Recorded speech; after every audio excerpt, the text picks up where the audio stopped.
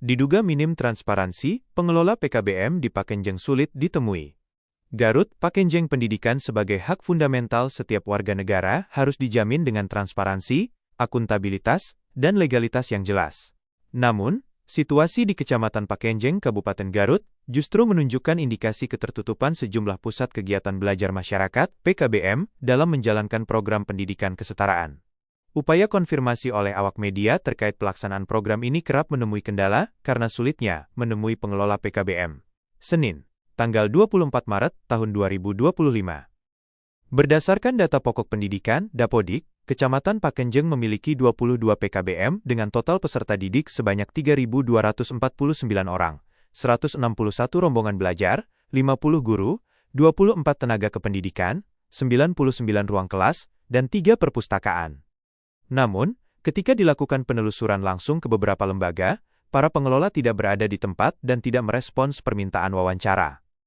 Upaya komunikasi melalui Ketua Rayon 9, Riki Ansori, yang terpilih dalam pemilihan yang disaksikan oleh Dinas Pendidikan Kabupaten Garut, juga tidak membuahkan hasil. Riki yang sebelumnya menyatakan siap memfasilitasi komunikasi dengan pengelola PKBM, justru sulit dihubungi.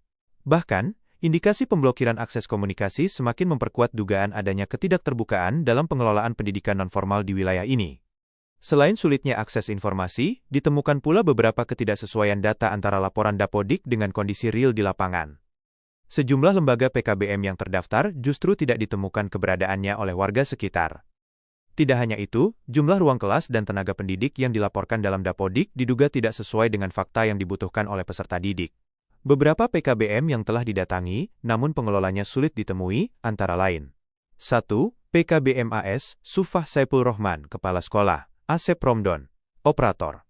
Alamat Kampung Bolang, Desa Tanjung Jaya, Kecamatan Pakenjeng. Jumlah siswa 247 orang, dan ruang kelas 3. 2. PKBM AS, Syafiq Ali Akbar, Kepala Sekolah, Ulul Azmi, Operator. Alamat Kampung Sukamaju, Desa Sukamulya, Kecamatan Pakenjeng. Jumlah siswa, 196 orang, dan ruang kelas 11.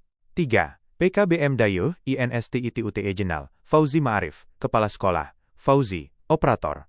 Alamat Kampung Cilembu, Desa Neglasari, Kecamatan Pakenjeng. Jumlah siswa 410 orang, dan ruang kelas 1. 4. PKBM ELFATIH, Tegal Gede, Rizal Sutiawan, Kepala Sekolah. Alamat Kampung Manila, Desa Neglasari, Kecamatan Pakenjeng. Jumlah siswa, 64 orang, dan ruang kelas 1. 5. PKBM Nusantara Kencana, Henry Purwanugraha, Kepala Sekolah, Firman Fathur Rahman, Operator. Alamat Kampung Bihbul, Desa Tanjung Jaya, Kecamatan Pakenjeng. Jumlah siswa 136 orang, dan ruang kelas 6.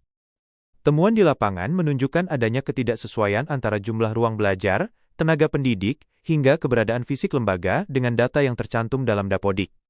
Dugaan ini semakin memperkuat indikasi adanya persoalan administratif dan transparansi dalam penyelenggaraan pendidikan nonformal di Pakenjeng. Pembentukan Rayon 9 semestinya bertujuan untuk mempermudah komunikasi dan koordinasi antara PKBM dengan berbagai pihak, termasuk media. Namun, kenyataan di lapangan justru menunjukkan sebaliknya. Dengan sulitnya akses informasi serta tidak adanya tanggapan dari Ketua Rayon 9, keberadaan struktur ini dinilai tidak efektif dalam menjalankan fungsinya.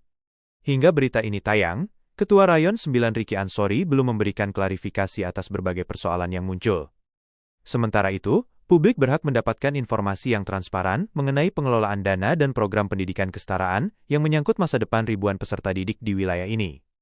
Pemerintah daerah dan instansi terkait diharapkan segera turun tangan untuk menelusuri dugaan ketidaksesuaian data ini serta memastikan penyelenggaraan pendidikan kesetaraan berjalan sesuai dengan regulasi yang berlaku.